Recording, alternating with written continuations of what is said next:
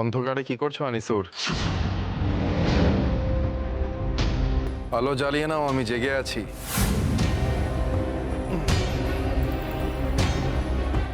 বাবু আপনার আপনার ওই মশারি লাগবে না বাবু, আপনাকে মশা কামড়াবে, তাই আমি মশারি নিয়ে এসেছিলাম বাবু। এখানে মশা নেই আনিসুর, কি কোদালিয়ার বাড়ি নাকি? মশারি ঢাকাতে হবে না। তা তুমি এসে পড়েছো, ভালোই হয়েছে। সারাদিন শুয়ে বসে আছি আর ঘুম আসছে না। বসো, একটু গল্প করি তোমার সাথে। বাবু মানে না বাবু, আপনি আমার সাথে গল্প কেন করবেন বাবু? আপনি ঘুমান না বাবু। শোনো, একটু গল্প করি। আলোটা জ্বালো, ওই টেবিলের উপর আলোটা জ্বালো। জ্বালো জ্বালো বলছি তো। এসো, বসো। বাবু মা জননী আপনাকে তো বলেছেন সারাদিন একেবারে শুয়ে থাকতে। আর তাছাড়া বাবু ওই মেজ দিদিও খুব রাগ করবেন যদি তিনি দেখেন যে আপনি একেবারে জেগে গেছেন এত রাতে। আচ্ছা ভাই, তুমি না বললে ওনারা জানবেন কোথা থেকে?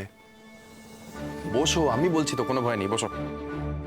বাবু আমার সাথে বাবু আমি তো একেবারে গরিব মানুষ বাবু, আমি তো লেখাপড়াও জানি না, আমার সাথে গপ্প করে কি আপনি সুখ পাবেন? আপনি যখন মশারি নেবেনই না তাহলে আমি যাই বাবু। আনিসুর, আরে ভাই, গল্প তো পরিচিত পরিজনের সাথে করে। এখানে লেখাপড়া, ধনী গরিব কোথা থেকে আসছে? বসো না, একটু গল্প করি। বাবু আমি বসো বসো। বাবু রাত করে আপনি বসো না, আমি বলছি তো, বসো বসো।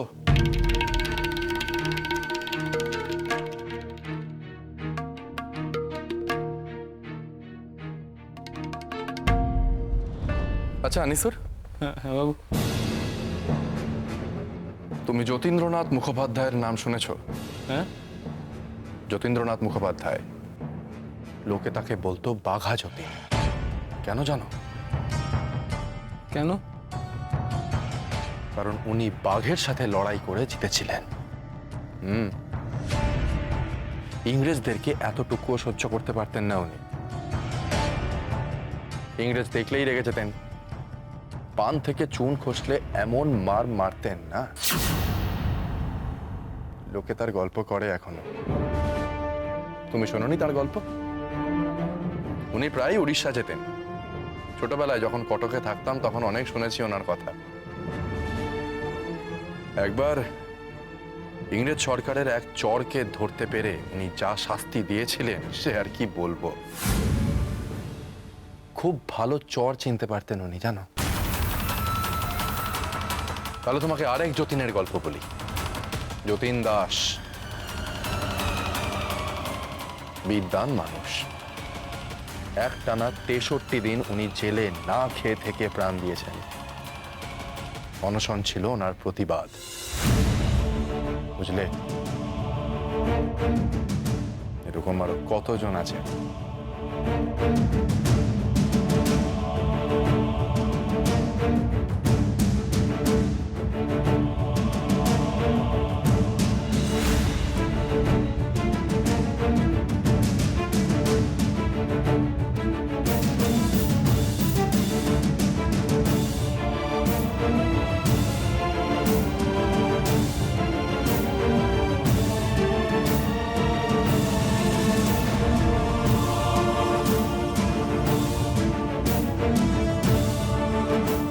এই শাস্তিটাই তোমার জন্য একদম সঠিক।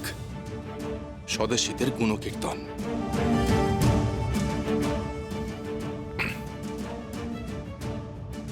আনিসুর, আরে ও ভাই, আস্তে। ঘুমাচ্ছ কেন? আরে স্বদেশীদের গল্প শুনলে তো রক্ত গরম হয়ে ওঠার কথা, তোমার ঘুম পাচ্ছে কি করে? তুমি মেদিনীপুরের ছেলে না? হ্যাঁ বাবু। ক্ষুদিরাম বসুর নাম শুনেছো? ওনার বাড়ি চেনো? গেছো কখন ওনার বাড়িতে? বাবু বাবু আমি বাবু গরিব মানুষ বাবু, আমি সত্যি বাবু এত কিছু বুঝিও না, জানিও না। আপনি আমায় ছেড়ে দিন বাবু। আমি আর কোনোদিনও মশারি বাঁধতে আসবো না বাবু, সত্যি বলছি বাবু। আমি আমি আসি বাবু।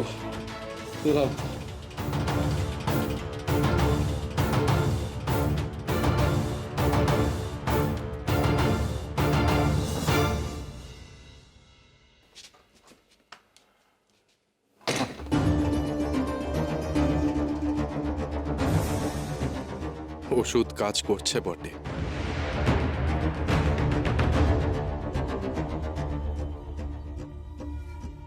রাঙা কাকা, সরকার যে আপনাকে গৃহবন্দী রেখেছে সেই খবর ফলাও করে ছাপা হয়েছে। শিশির, আমার খবর আমি জানি, যেটা জানি না সেটা বলো। বলো দেখি দেশে আর কি কি ঘটছে। আপনি আবার জানেন না সেরকম কিছু আছে নাকি? আমাকে সব খবর জানাবেন বলেই আজকে আমাকে খবরের কাগজটা পড়তে বলেছেন, তাই তো? ভেরি গুড শিশির, এই তো ধীরে ধীরে বুদ্ধি খুলছে তোমার। রাঙা বাবু, মা জননী কিন্তু খুব চিন্তায় আছেন। উনি ভাবছেন যে আপনি আমাদের সকলকে স্বদেশী বানিয়ে ছাড়বেন।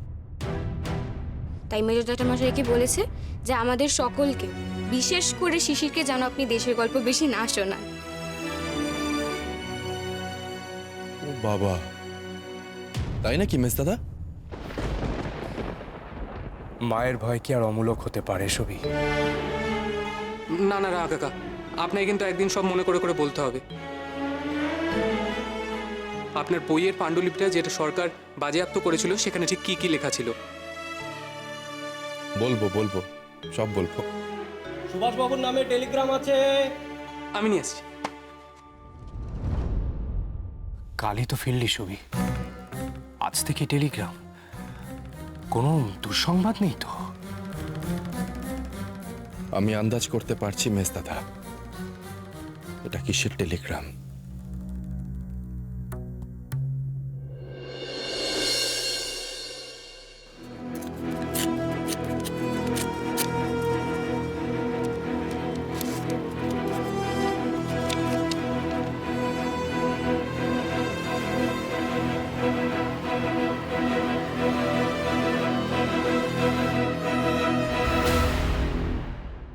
সবই কার টেলিগ্রাম?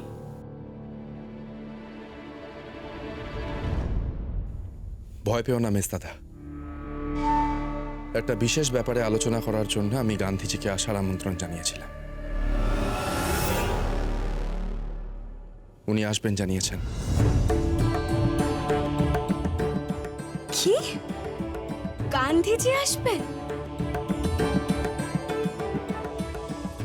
গান্ধীজি আসছেন আমাদের বাড়িতে? হ্যাঁ হ্যাঁ শিশির, মেস দাদা, মা ওদের দেশের গল্প শোনাতে বারণ করেছেন, আর গান্ধীজি আসছেন শুনে ওদের উত্তেজনাটা দেখো একবার। বিভা, বিভা, কি হয়েছে? বিভা, আমাদের বাড়িতে গান্ধীজি আসছে। গান্ধীজি আসছেন? এ তো খুব ভালো খবর। তা কবে আসছেন উনি? হ্যাঁ, কিন্তু শুধু উত্তেজিত হলেই তো হবে না, গান্ধীজির থাকার ব্যবস্থা করতে হবে আমাদের। মেজ বৌদিদি, গান্ধীজি কিন্তু আমাদের বাড়িতেই থাকবেন, আপনি পারবেন তো সব ব্যবস্থা করতে? একদম পারবো, তুমি এই নিয়ে একদম চিন্তা করো না ছোট দাদা। শুধু ওনার বিধি নিষেধগুলো আমাকে একটু বলে দিও, আর বাকিটা নয় আমি কাকিমার থেকেও ভালো করে জেনে নেব। সবই, গান্ধীজি আমাদের বাড়িতে এসে থাকবেন কোথায়? তাছাড়া ওনার সাথে দেখা করার জন্য কত মানুষজন আসবেন, এত কম সময়ে আমাদের তো আলোচনা সেরে রাখতে হবে কি কি ব্যবস্থা নেব না নেব। দেশবন্ধুর বাড়িতে তো বেশ কয়েকবার এসেছেন। আমি তো ঠাকুমার কাছে গল্প শুনেছি যে যখন উনি আসতেন উনি নাকি নিজে হাতেই রান্না করতেন, তাই না জেঠিমা? হ্যাঁ, কিন্তু ছোট দাদা, তারও তো তাহলে একটা ব্যবস্থা করে দিতে হবে, কিন্তু এ বাড়িতে সেসব কিভাবে সম্ভব হবে? এই সমস্যার একটাই সমাধান আছে, এই সবটা সম্ভব হবে উডবার্ন রোডের বাড়িতে। শিশির, তোমাকে দায়িত্ব দিলে তুমি লোকজন নিয়ে উডবার্ন রোডের বাড়িতে গান্ধীজির থাকার ব্যবস্থা করে দিতে পারবে না? নিশ্চয়ই পারবো রাঙা কাকা। হ্যাঁ সবই, বিভা ঠিকই বলছে। দেখ, তুই গান্ধীজির সাথে সরাসরি কথা বলবি বলেই তো উনি আসছেন, সেখানে তুই না থাকলে সেটা কেমন হবে সবই? কে বললো মেজ দাদা আমি থাকবো না? আমি নিশ্চয়ই থাকবো। ছোট দাদা, পুলিশ কিন্তু তোমাকে গৃহবন্দী করে রেখেছে। বাইরে যে পুলিশ পাহারায় আছে তুমি সেটাও ভালো করে জানো। আর এর মধ্যে তুমি যদি বাড়ি থেকে বেরো তাহলে কিন্তু এই অসুস্থ অবস্থাতেই পুলিশ তোমাকে আবার তুলে নিয়ে যাবে। সুবি, সুবি, তুই কি বলছিস? গান্ধীজি উদ্যান পার্কের বাড়িতে থাকলে তুই কি করে যাবি? তোর তো বাড়ি থেকে বেরোনো বারণ। পারবো।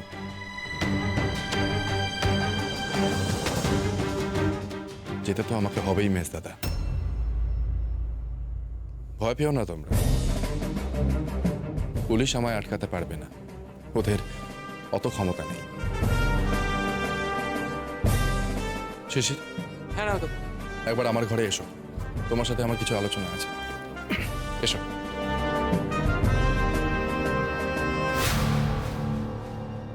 ছোটদাদা কি করবে ভাবছে,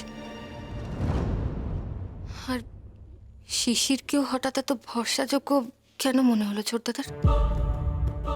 সুবি জানে বিভা, কাকে দিয়ে কোন কাজ হয়।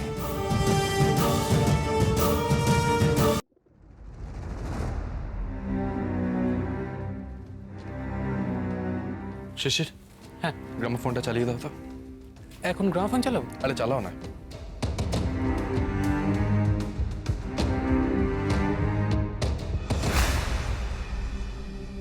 সুভাষবাবু তার মানে মনে হচ্ছে বাড়ি থেকে বের হবে। আওয়াজটা একটু বাড়িয়ে দাও।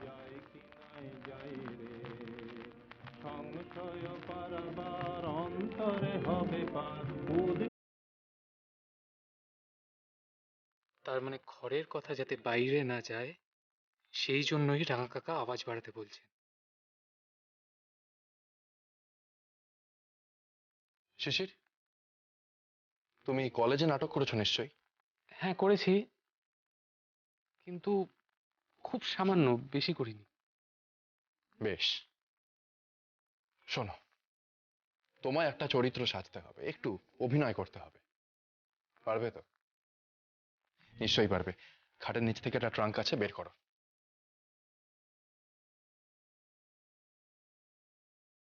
আরে কিচ্ছু শোনা যাচ্ছে না, গান চালিয়ে যত বিপদ করলো। যাকে আমি যেটুকু খবর পেয়েছি সেইটুকুই দিতে হবে।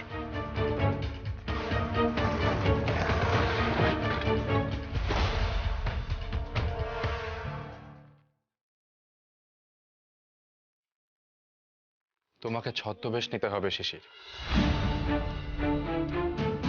এমন ভাবে সাজবে যাতে দেখলে মনে হয় যে সুভাষচন্দ্র বসু ছদ্মবেশে বেরিয়েছে। আমি আপনি সাজবো? তারপর? তারপরেরটা আমি বুঝে নিচ্ছি। শিশির, একটা কথা বারবার বলছি, সাইলেন্ট বয়ের বাইরে কিন্তু বেরিয়ে আসতে হবে তোমাকে। সময়টা খুব গুরুত্বপূর্ণ।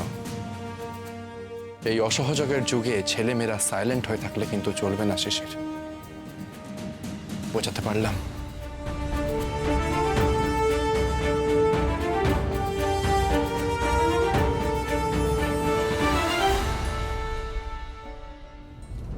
আরে কি রোজ রোজ সবজি আনো?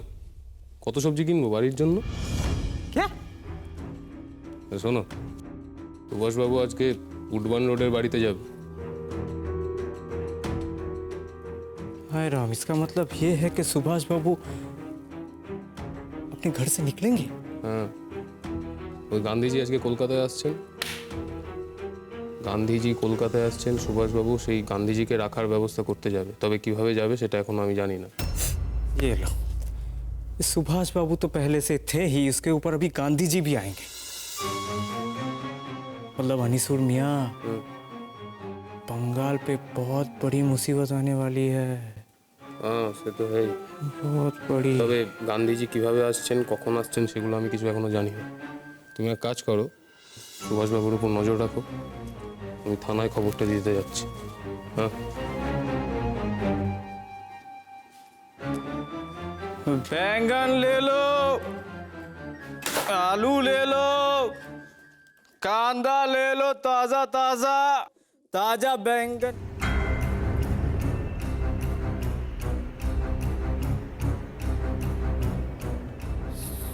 सुभाष बाबू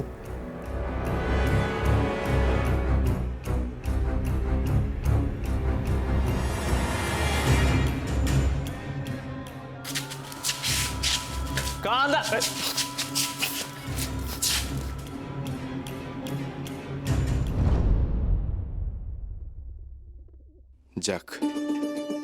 শিশিরের ছদ্মবেশটা মনে ধরেছে। তবে সবাই যখন ভুটবন পার্কের বাড়ির দিকে গেছে তখন আমি আমার পথেই যাই।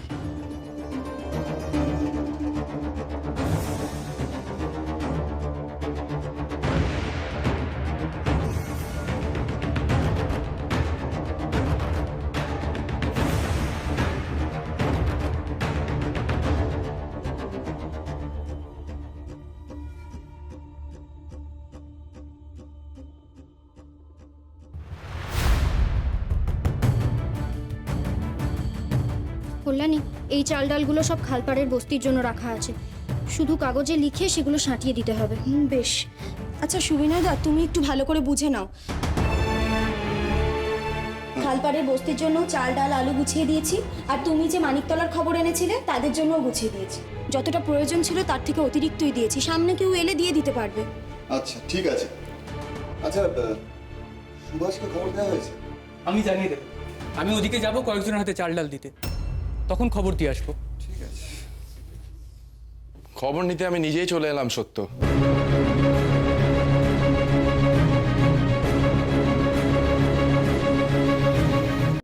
আপনি এই অসুস্থ শরীরে এখানে কেন আসতে গেলেন?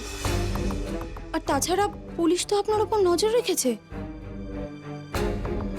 বানি বলছিল খুব কড়া নজর।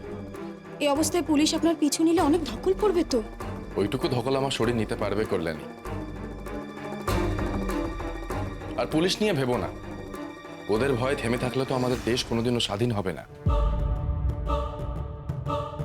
সুভাষ তুমি আগে বসো। এসো।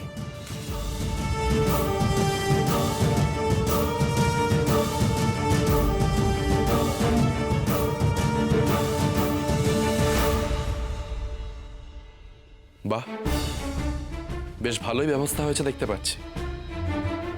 মনে হচ্ছে আমরা বেশ কয়েকটা পরিবারের পাশে দাঁড়াতে পারবো। পারবো সুভাষদা, পারবো। খুব ভালো। তবে ধীরে ধীরে আমাদের সংখ্যাটা আরো বাড়াতে হবে, যাতে আমরা আরো বেশি পরিবারের পাশে দাঁড়াতে পারি। আচ্ছা শোনো, একটা জরুরি কথা। আমি বেশিক্ষণ এখানে থাকতে পারবো না। গান্ধীজি টেলিগ্রামের জবাব দিয়েছেন, উনি আসছেন কলকাতায়।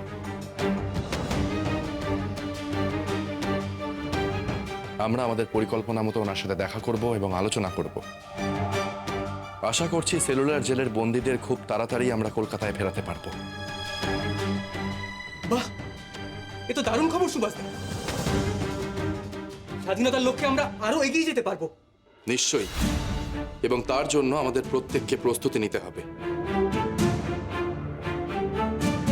আচ্ছা সুভাষ, পরিকল্পনা মতো ভলেন্টিয়ার দল তো সেবামূলক কাজ করেই চলেছে, কিন্তু স্বাধীনতার লক্ষ্যের প্রস্তুতি কি? দেখো সবিমল, জার্মান ধীরে ধীরে ব্রিটিশদের উপর শক্তিশালী হয়ে উঠছে। জার্মান ব্রিটিশদের যুদ্ধ আসন্ন। নিজেদেরকে সৈনিক হিসেবে গড়ে তোলার এটাই প্রকৃত সময়। আমাদের সবাইকে লাঠি খেলা, শারীরিক কসরত ও ব্যায়াম করে যেতে হবে নিয়মিতভাবে। তোমাদের মধ্যে যে কোনো একজন সপ্তাহে একদিন আমার বাড়িতে গিয়ে তোমাদের প্রস্তুতির খবর দেবে।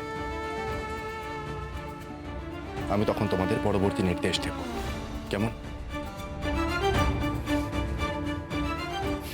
এখন আমি আসি।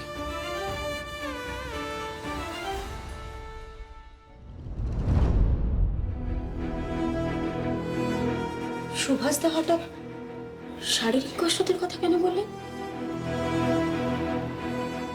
মনে হয় পিঠ পেতে মার খাওয়ার দিন শেষ। এবার পাল্টা মার দেবার সময় এসেছে। বন্দে মাতরম, বন্দে মাতরম, বন্দে